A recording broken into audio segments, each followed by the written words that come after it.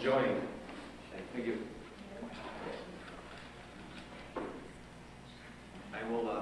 I'll try to speak loud. I'm trying to get over a cold. Tell you a little bit about myself first. I started, my interest in Indian artifacts, of course, goes back to my childhood, like, that was many boys and girls. But I started actually working on sites up in Oscoda, about 1984, 1985. And there were a number of sites that I worked up there, along Bennett Creek and Bennett Lake. And they were multicultural, is what science would call them, because they had, you could find artifacts from the archaic period, which could go back as much as 6,000 years. You could find material from the early woodland and the middle woodland and the late woodland. But what I wanted to talk to you about tonight is the late woodland people. Not so much about their artifacts, but I do want to tell you a little bit about those.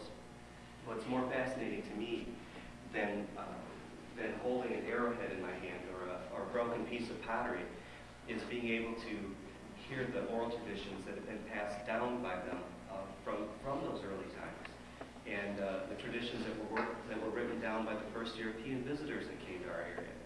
It was still the late woodland culture until the Europeans stepped into the scene. So, as I said, I want to talk to you tonight about the late woodland period that stretches back from 500 to 1400 years ago. Their distinctive culture came to an end with the arrival of the first Europeans. The first Europeans didn't do the Native Americans of this area any great favor, except one. They exposed the natives of this area to the gospel of Jesus Christ and to His saving grace. But the late woodland culture was unique. Theirs was a time that was marked by great peace as well as by violence, and by great abundance and also by great poverty, not unlike our own culture. They're very similar to us in a lot of ways, and yet so distinctly different.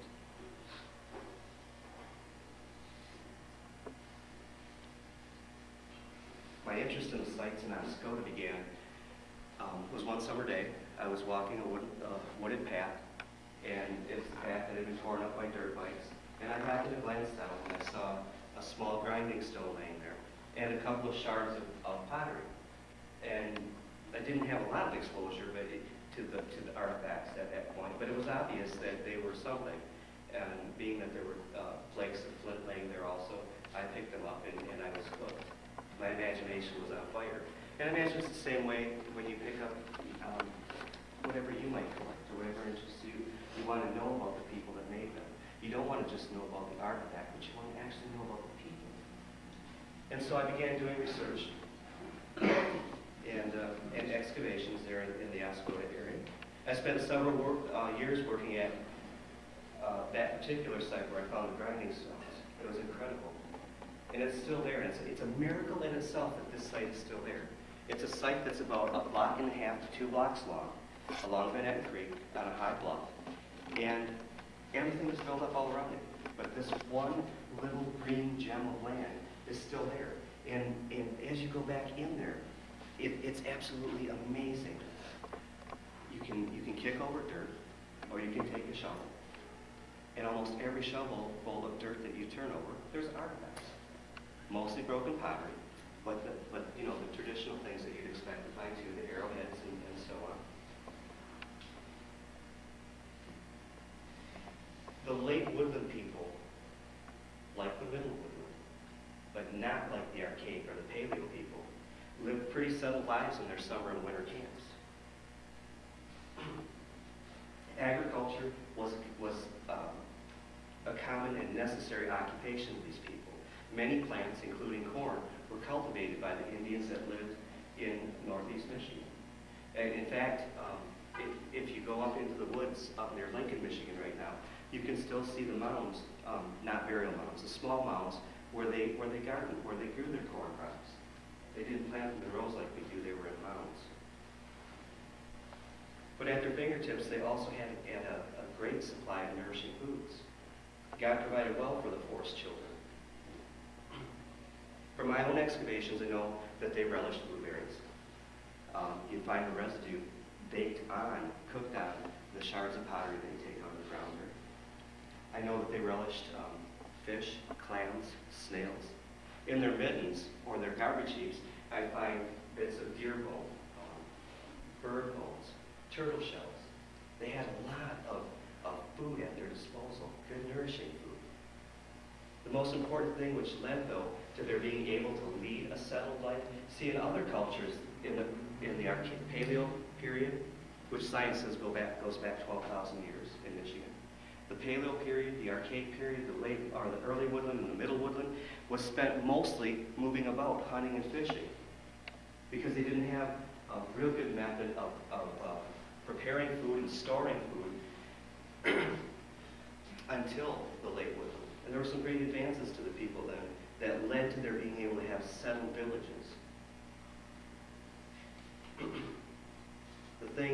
Two things that were really important in their being settled were basketry and pottery making. These allowed them to store foods, to process their food, to store the food, and so they didn't have to move around so much looking for food. But pottery had been around for a long time. It wasn't developed in the late woodland. Pottery was developed way back in the early woodland, which ended in 200 BC. But pottery making didn't reach its apex, though, until the late woodland. In the late woodland people, their pottery was extremely decorated. Some of them were quite large, and they had castellated rims or collared rims, and they were decorated ornately, and they were very sturdy. They weren't thin-walled pots like other periods had. They were very thick, and they were very durable. Tools unearthed also tell some about the food that they ate and how it was processed. For example, near a sandwich, or what is also called a nutting stone, I found the shells of acorns and the shells of various edible nuts. And these were things that they gathered and processed and stored also. The sandwich stones were just simply two round flat stones about the size of my hand. And each one had to have a flat surface. And when you find them, and they're a very common artifact to find at late woodland sites, they'll have a depression in the center of it.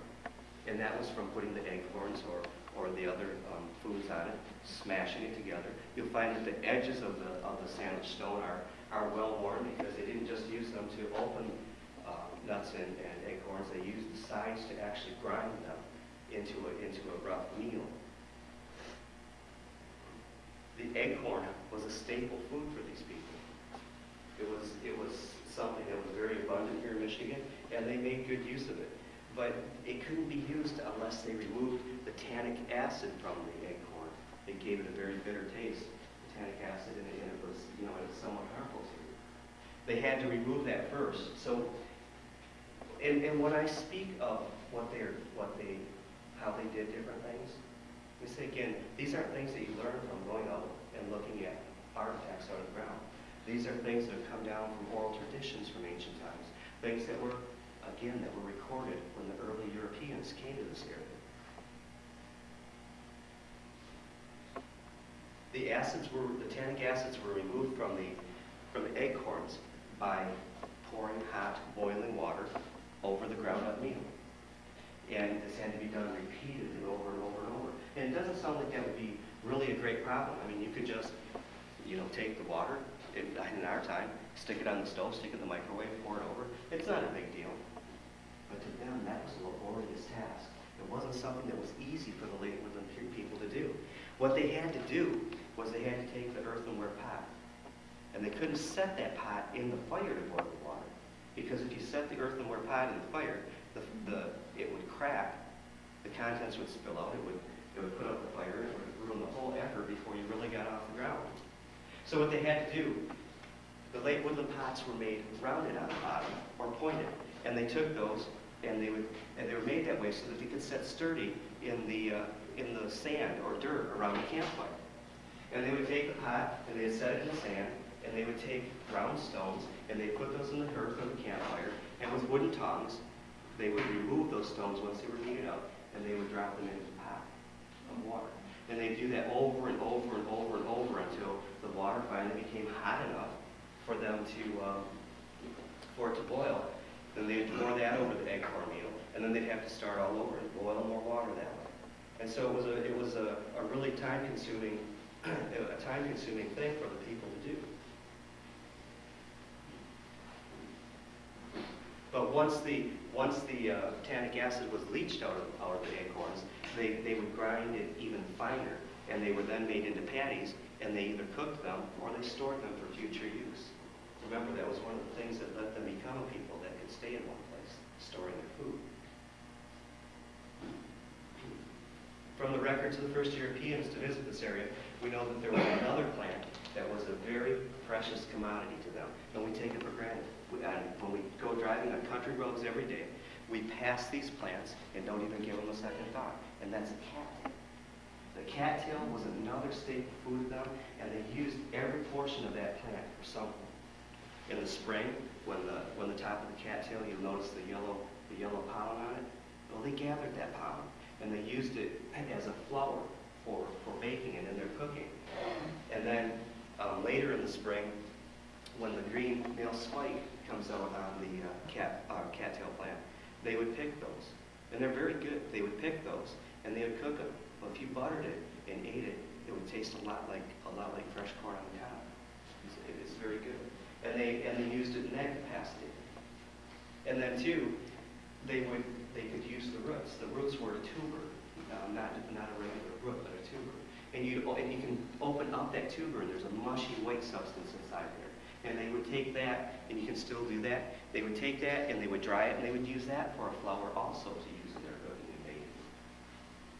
But it wasn't used just as a food plant, because they also used the leaves. The dome houses that they lived in, they wove mats for the floors. They were used for sandals, for weaving sandals. They were used for, they were also used for making baskets.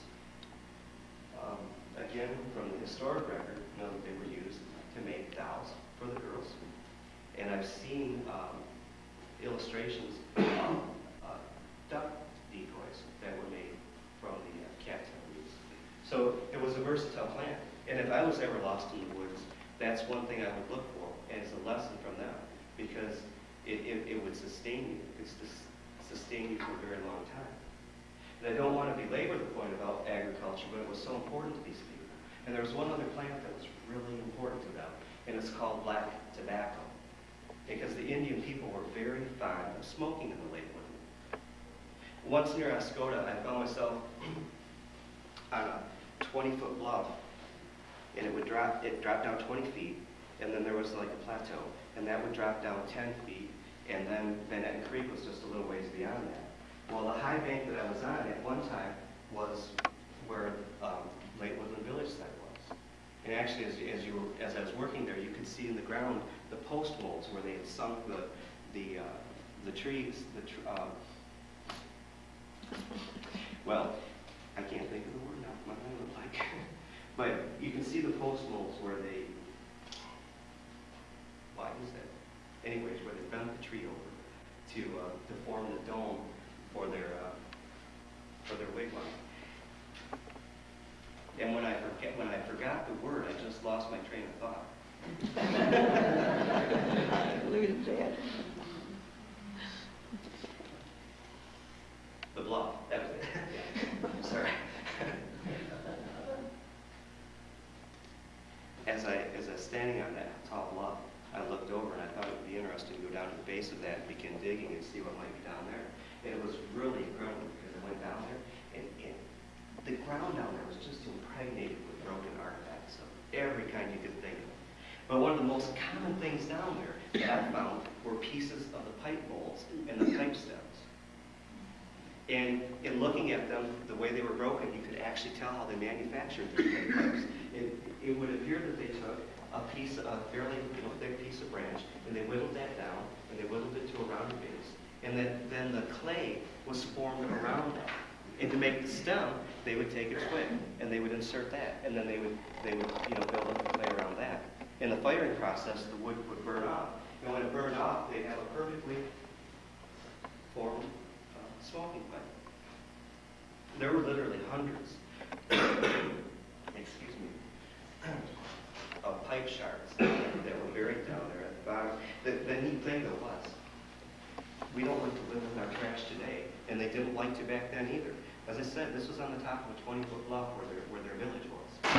And it would appear that what they did is, as they cleaned the village floor, or they cleaned the huts, they would take all the debris and walk over to the edge, and they'd toss it over. And it was just, you know, there was just multitudes of different things to be found down there. I told you how they made the pipes, so this might be a really good place to tell you how they actually made pottery too. Their lives were hard. Everything involved a tremendous amount of work for them.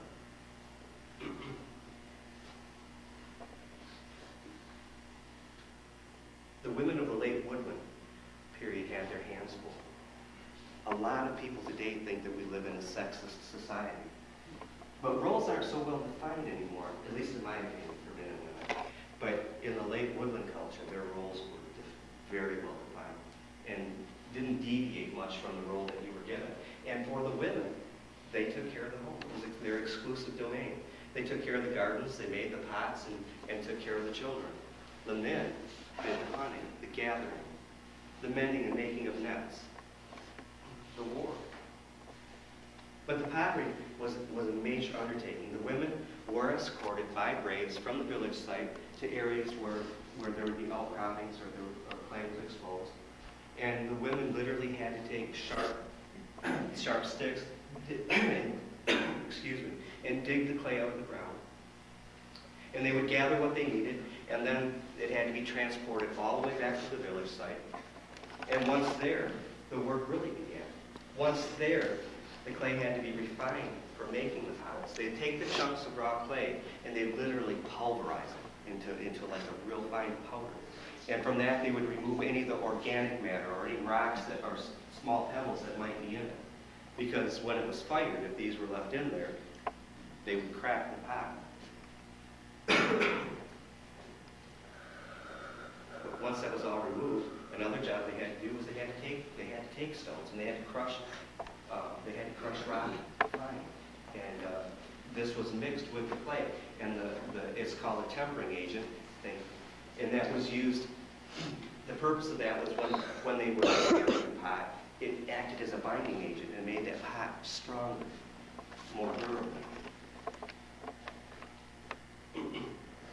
Mostly wooden pottery has a very rough surface. Actually, when you're digging and you take pottery out of the ground, and very rarely will you ever find a complete pot in Michigan unless you go into a deep burial, which I don't recommend. It looks like tree bark when you're taking it out of the ground. It's usually a real brown color and real rough. And when it dries, though, it'll either be pink or a tan shade, something of that nature. But it was the late Woodland pottery was rough surface because they would work, once they formed the pot, they would work that pot over with a cord-wrapped paddle. And that was to break up any air pockets that were in the clay. If there were air pockets when the clay was being fired, the pot would explode, and again, they would be ruined. Their efforts would be for nothing.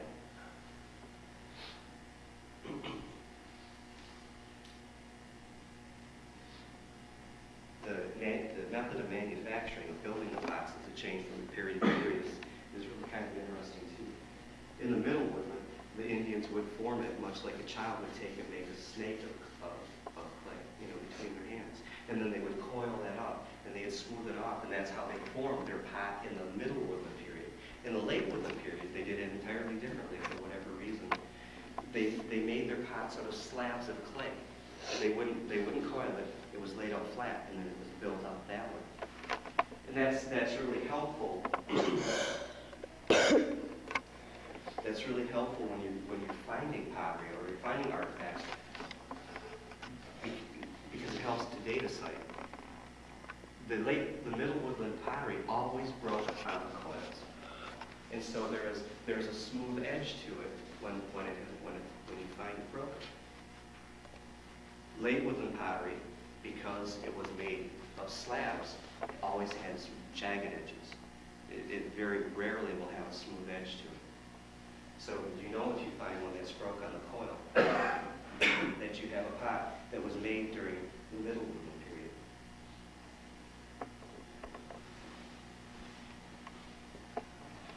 A second method that's really good for judging the age of the site are the arrowheads.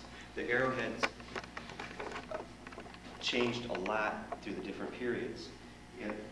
Not the actual shape of the arrow, but the base of it.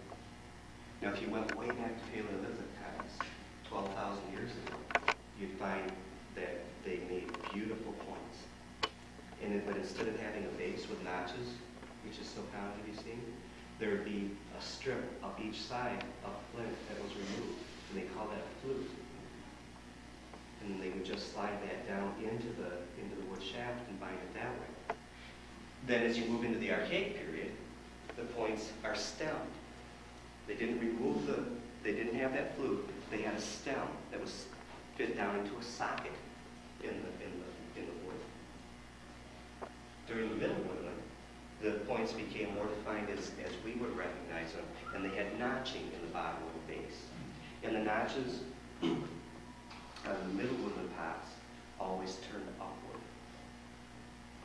That's how you know if you have a Middle Woodland arrowhead. Late Woodland arrowheads, almost always the notching goes in, almost straight in.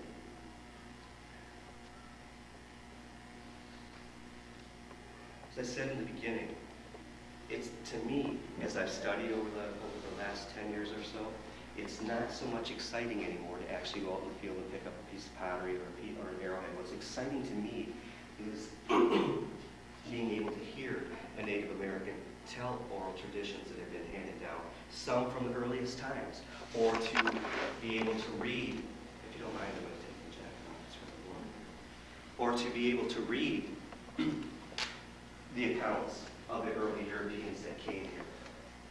To me, the mythology or the religious beliefs of the late Woodland people is absolutely fascinating. During the late Woodland, the Indians along Thunder Bay up in Alpena had a most unique occupation. Something that, they did something there that was not done in any other part of the United States. They had almost like a little outdoor factory set up where they manufactured small shale discs. And on these discs, they engraved different designs in different entities from their mythology. Now, this was in prehistoric times.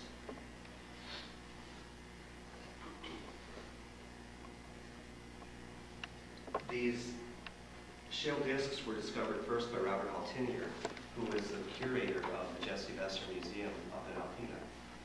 And some of the discs are on display up there.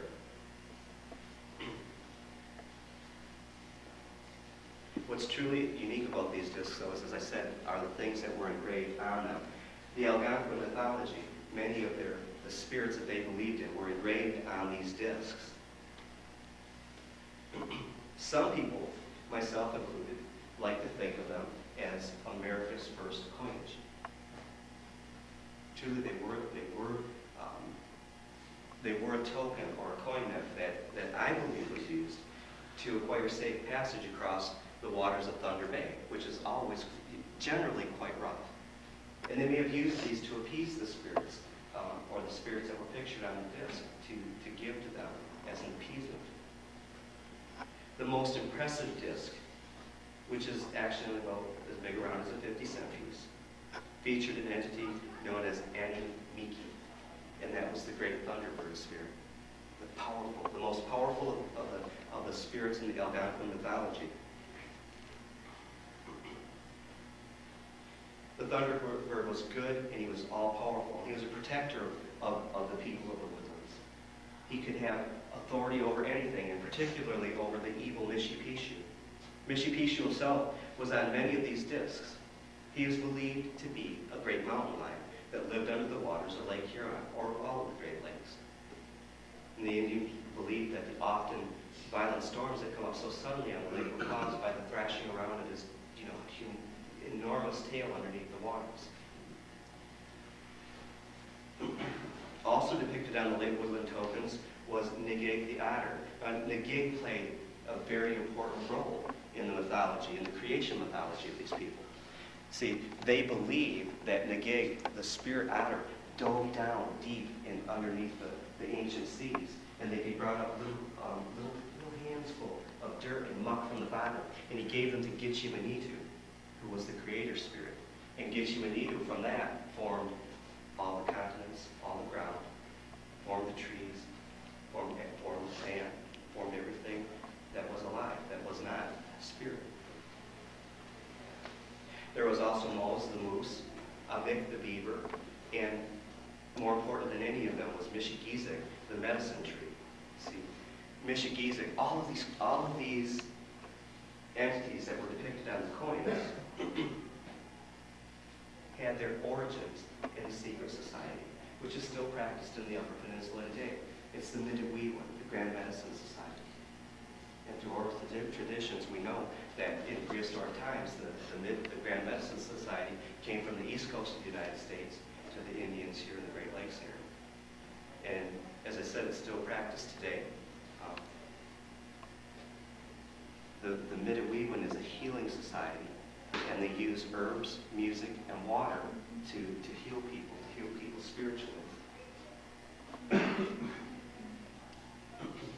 But the rock art that's featured, while the rock art that's featured on these discs is quite rare, rock art in Michigan, in late woodland, in the woodland culture, is not rare.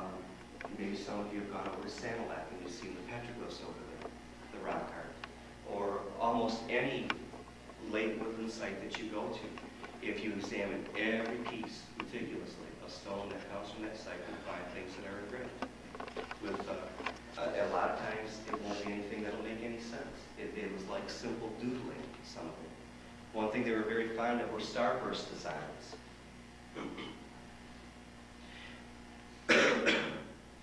I recovered what I believe to be a stone pendant.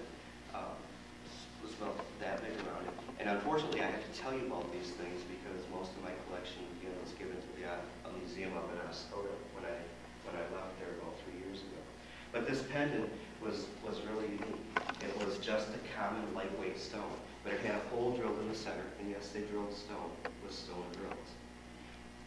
The hole in the center would have been for suspending it, and around that hole in the center, they're etched into it were circular lines, and then radiating out from the center were straight lines. It was really kind of a pleasing effect. And speaking of the religion and mythology, there's more to say because Michigan is an exciting place. Now, if I say to you the words Holy Land, what comes to mind? Israel, the often turbulent home of our blessed Lord and Savior, Jesus Christ. But if you said to a late woodland person, in their tongue of course, or you said to an Indian today, Holy Land, they would think of something quite different. They would think of the Mackinac Island area, of Mackinac Island in particular. To them, the turtle was sacred. And if you look at Mackinac, it resembles a turtle in the water. And they called it the Great Turtle. Now, to the Indians of ancient times and to the Indians of today, they believed that Mackinac Island was the home of Gitche-Manitou, the Creator Spirit's home here on earth.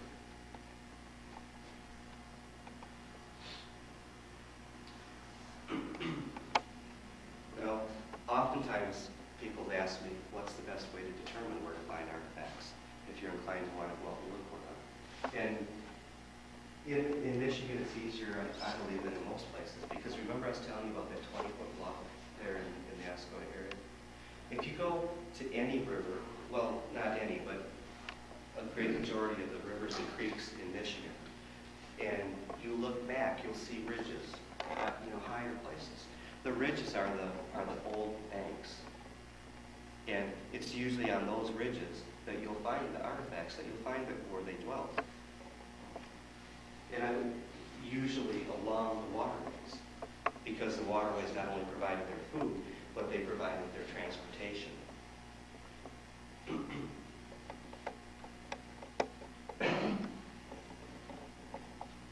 And as you're walking, along these banks, you look for the tiny pieces of flint, or you look for the small broken pieces of pottery. See, the flakes of flint don't occur naturally. They're there from the production of arrowheads and the production of other stone tools. When you see those flakes, you know that those were worked by the hand of man. They don't occur naturally. I remember once I was digging, and again it was at the site that was on that bluff that I was telling you about, and I was digging and I was coming across a phenomenal amount of chert flakes. And so I decided to be a little more careful, and my excavation techniques were not always the most meticulous, but I decided to be a little more careful, and I started clearing away the dirt. And what was truly incredible is you could see the outline of where the man was sitting that had been producing his tools there. He was just sitting there, it was like chipping away at the flint, and you could see the outline of where he sat. You could see how he had his legs crossed, because every place his body was, no flint and stuff. But after all those hundreds and hundreds and hundreds of years, his outline remained there. I always thought that was pretty neat to have seen. Another good way,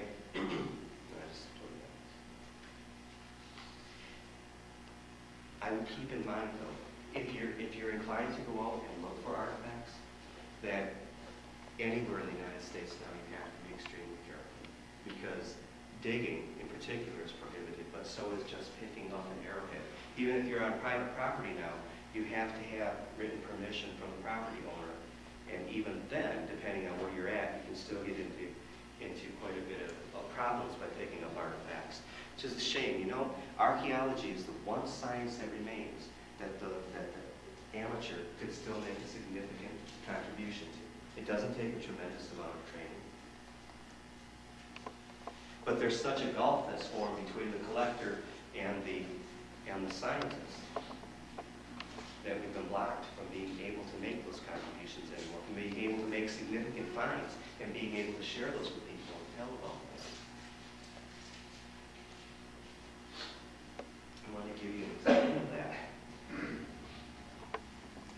Summer before last, my son David and I went to the Antique Festival in Midland. And there was a dealer there that had a collection of arrowheads, both steel, which of course are from the later period, and stone arrowheads. And I wanted to buy those. But to be able to buy them, I also had to buy, there was a human jawbone and several other bones that were in with them. I didn't particularly want those, but I wanted the arrowheads. So I went ahead and purchased that stuff. And as I made a nice little display of it, and then as time went along, I decided that I really didn't want them as much as I thought I did, and I took them out to sell them at Gundy Toys out in Franklin, and I sold them to Buck, who owns the store out there. And Buck was like me, he wanted the artifacts, but he didn't want the bones. So he went ahead and he turned the bones over to the state police. Now the police wanted to be able to return those bones to where they had originally come from, which I had no idea. I had no idea. But lo and behold, I was at work one day, and my employer came up and said, "Please start on the phone, I want to talk to you." So I'm always waiting for the axe to fall. So I went to the phone and I said, "Yes, what did I do, officer?" And he said, "We want to know where you came across these human bones." He said, "We know that you're divorced." So what? We know my wife is still alive. I know that by the agony I'm going through. But they intimated that perhaps I had done something. But the thing is they wanted to make sure that it was properly attributed so that they could be returned and buried, maybe not with their direct ancestors, but with Native American people. But the FBI and the police watch really carefully things like this, because to tell you another story, which is a little bit sidetracking from the artifact part, last January, there was a bank robbery in Saginaw. I'm sick. And I was at home with David and Betty and my fiance and my daughter Stephanie, and we were getting ready to do a church service at a local nursing home. And we were singing and getting our songs ready, and I got a phone call. My preacher was out, Pastor Lett. He said, "Dennis, I don't want to excite you." He said, "The FBI was just here looking for you." And I thought, oh, no, what did I do now? He said, "They're accusing you of doing a bank robbery." My ex-wife had seen the bank robbery on television, called the FBI. Oh, she had seen the surveillance photos, and she called the FBI and told them that it was me. And before I knew it, they were knocking on my door. And I let them come in and let them go through whatever they wanted to, because I thought, what's the sense? I don't have anything to hide. But what was fun was, when they came in the house and they came downstairs to interrogate me, they wanted to know where I found the phones. How did they know? They keep track, seriously, they keep very close track, especially when it comes to antiquities anymore in this country. And needless to say, they found the person that did the bank robbery, or I wouldn't be here with you tonight.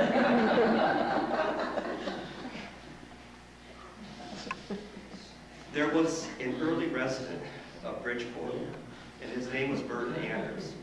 And Burton Anders is buried in the cemetery there in Bridgeport now, the little one by the bank there, right, not too far from the light.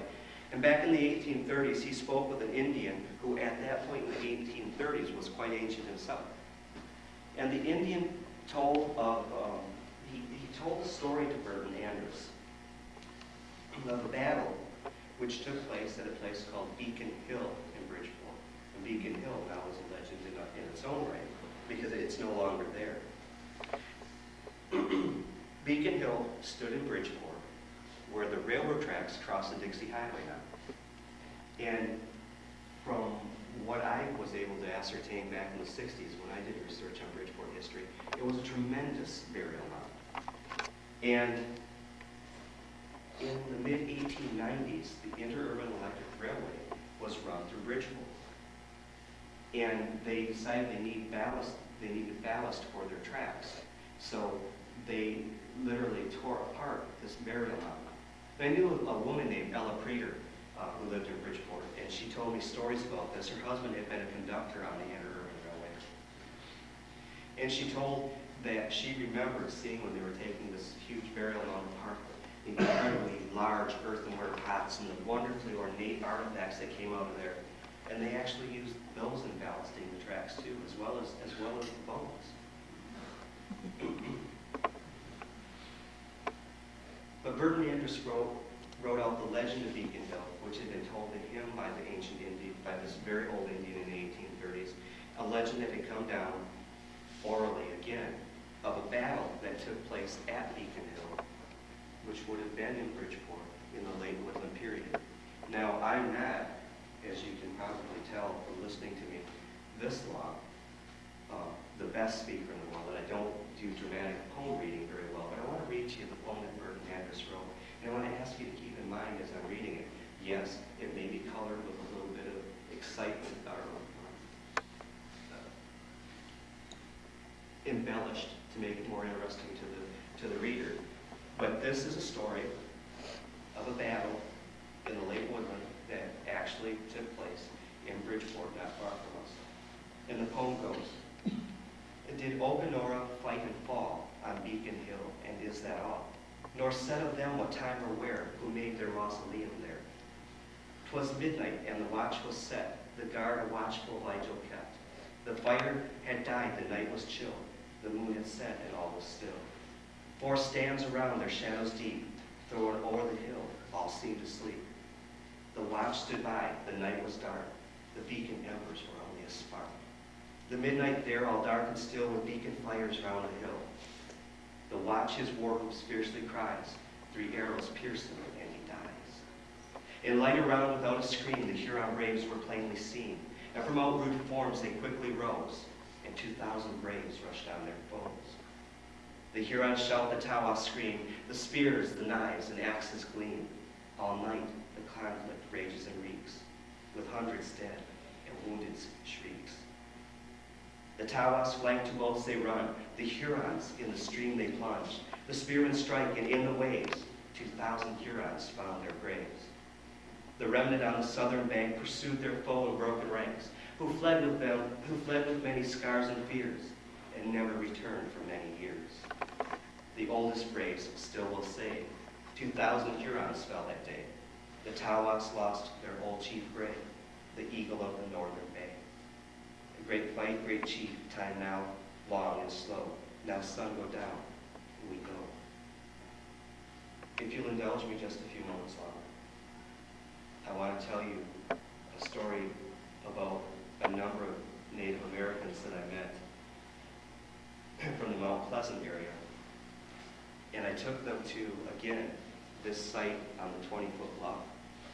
when I contacted them and told them about the artifacts that were being found there, they were interested in coming and seeing it, and then trying to purchase the property so that it could be preserved for their people and for our people. And unfortunately, that never came about. But the experience of going there with them is something that I'll never forget. The whole time I worked this site, it had never been posted in the press message. The morning that these people, there was a group of 17 Native Americans arrived from Mount Pleasant, up in Esco. It was posted in the press message. So, I didn't want to disappoint them, and I asked them if they wanted to go around the back way, which was at the base of that 20-foot bluff. And then, if that wasn't posted, we could go up and look, from that direction and say, if anybody saw us, we can say, well, we came in the back and we didn't see it posted. When we went back there, it was posted. The elder of the tribe decided that we were going to go and see this land that they revered anyways. And he said to my ex-wife and I'm going to do something, and we will not be seen. Well, he knelt down in the sand, and he cleared a little spot. And he started gathering stones, and he made a little round circle. And then he gathered some birch bark, and he gathered various weeds, and he didn't do it in the traditional way. He asked me for my lighter, and he lit the fire. And it was in the cool of the autumn, and you could, the smoke was so fragrant. There's something special about it. We stood there, and he told us to breathe in the smoke. And so we did. And then he talked to the spirits of the people who had dwelt there all those hundreds and hundreds of years before. He talked in his native tongue to them. And when he was done, he looked at the rest of us, and in turn, he invited each of us to speak to the spirits to pay our respect to those that had lived there, and that he believed were still living there. So in turn, we each did, and when we were done, he said something else over the fire in his native tongue, and then he took his foot and he covered it up. And he looked up to the top of the 20-foot bluff and he said, now we'll go. And he said, nobody will see us. And so we started making our way up that rather steep bank. And when we got up there, they started looking around the floor of where the village was, looking at the remains of the artifacts of their people. There are paths all through these woods, and the people around there walk these paths all the time. And lots of people came through while we were there. Not one acknowledged us. It was like we weren't there, just like he said. It was an incredible moment. That would have been if I fell too. It was an incredible moment because it was like personally encountering the Native American mysticism. Their belief system, as I said, was so different from ours. But as ours is powerful through the one God that we believe in, theirs is powerful in a way too. And whatever he did, nobody saw us.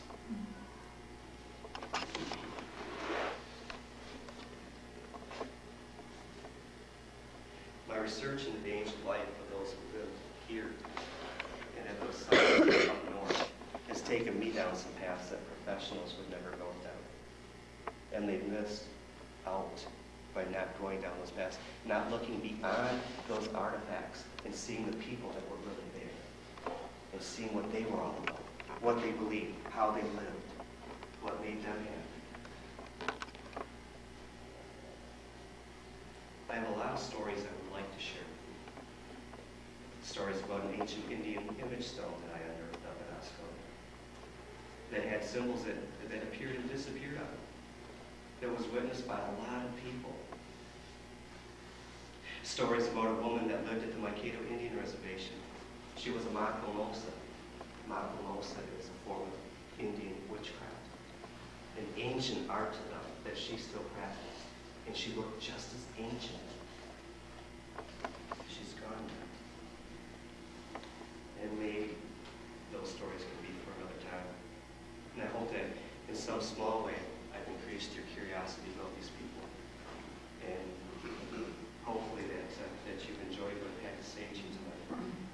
they weren't an intelligent people. They were an artistic people. They were mysterious people. And the remains of their culture are everywhere in Michigan, just below our feet. I want to thank you very much for having me. I enjoyed being here. If you have any questions you want to ask, I'd be more than happy to try to answer them. Yes, ma'am. Who owns the property? But they could trespass? Well, they did. But it was owned, and I believe still is, by a dentist up there in the Muskogee area. And he bought on both sides of the river, and he was planning on developing that side into, like a subdivision, which the last time I was up there, was just a couple months ago, he's not yet done that. And I have to hope that he never will, because it is, like I said before, it's like a little green shining jewel there amongst all those houses. It was so neat, and that's telling you about Thunderbird and when I dug there, the air base was still open, and be sitting there, I'd be sitting there, digging, and these huge planes would come over, and they'd just shake the trees in the ground, and it was like the big thunderbirds, and you think of like going over when you're sitting there, actually working. So, but it's owned by a dentist who plans on developing it at some point. I'm surprised the Indians, with all the money that they got over in North Pleasant now, that they couldn't give you a price that you would jump on. Now they probably would be able to. I don't know if it was quite that way at that point in the 80s, but now they probably could. They would purchase it. What happened in Bay City last year? I guess I don't know, and they were putting a bridge in there, and they found a burial ground, correct? Yes. And those remains were... I believe they were late Woodland remains. I talked to a gentleman over at Phoenix Antiques in Bay City, and he saw the remains as they were being removed. They're probably housed right now down in Lansing to be studied. But he told me that as they unearthed the remains, they found long, very thin, very finely made spear points that were laid in a fan shape across this individual's chest. And the thing that's really neat about those kind of points is they weren't used, they were never used. They were made just specifically for inclusion in burials or for sacred purposes.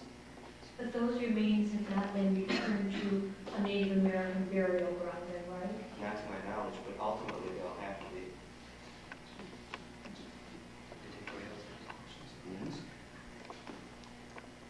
Who were the combatants at Beacon Hill? According to this story, it was the Tawas and the Huron Indians. But This far south? yes, sir. The thing is, when you're trying to affiliate a group of people from the late Woodland or any prehistoric period with like the Chippewa, Potawatomi, Huron, Tawas, it's impossible because those groups didn't exist as such. The people of this area may have had an affinity towards the Chippewa or towards the Huron, but you can't actually class them as being Chippewa or Huron or Tawas. But it sounds like the Huron, from the poem, it sounds like the Huron came from quite a ways north. I believe it said the Northern Bay, which could be any number of places, but it could be Alpena, or it could be on up to the Big Bay, way up. Can't think of the name of it now.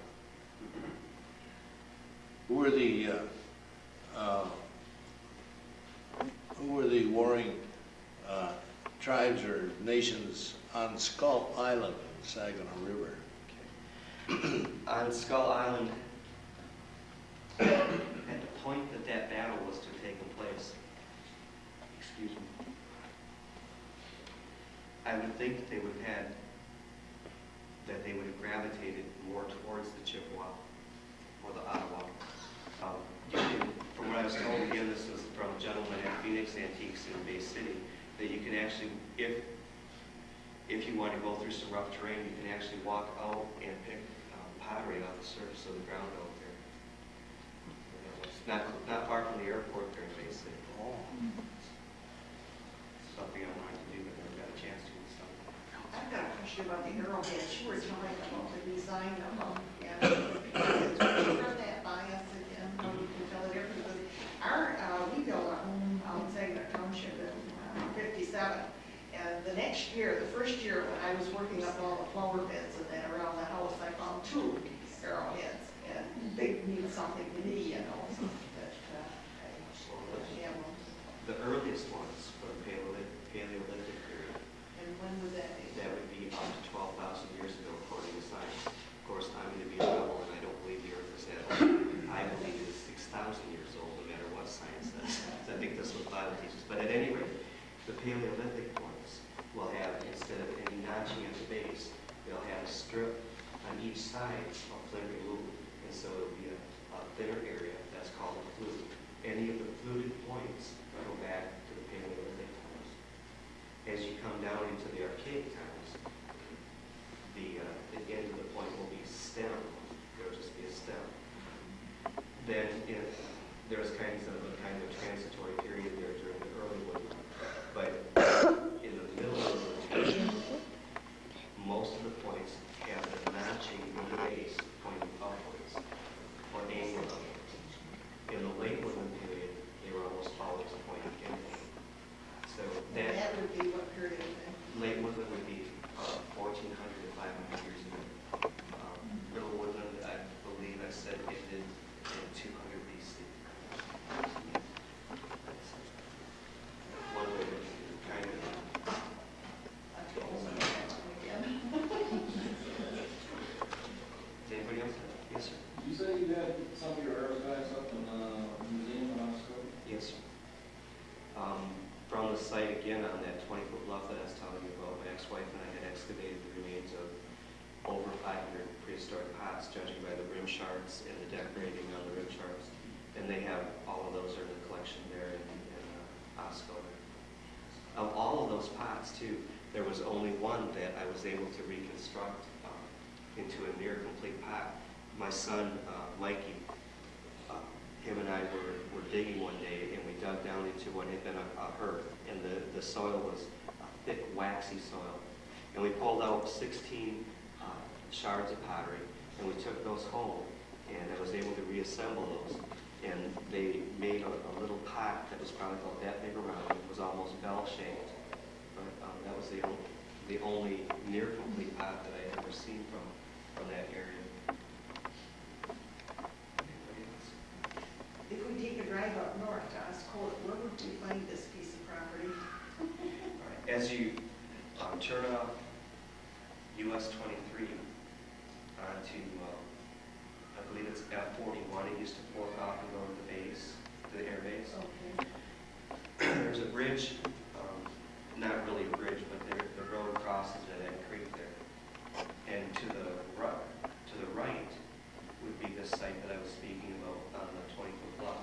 If you went to the left, you'll also be on that same bluff, but something really neat there is, it's a housing development on that part of the bluff. But as you walk over to the edge and look down, you can see that at about 8 feet down, the sand is stained red. And that's red ochre, which the Archaic Indians ground up and put in the burial gifts for their people. And I walked down there one day, and it's still falling out of the bank. You'll find teeth, you'll find portions of human skulls.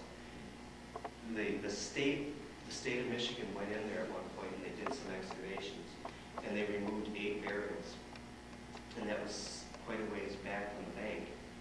And with judging by the distance to the bank, there has to be probably 30, 40 more burials remaining there. But the good thing is they're under a housing development, so they'll be able to be studied, at some future date, being disturbed. Anybody else? Well, then again, I thank you very much for having me. Oh, you got it, buddy. He was drunk.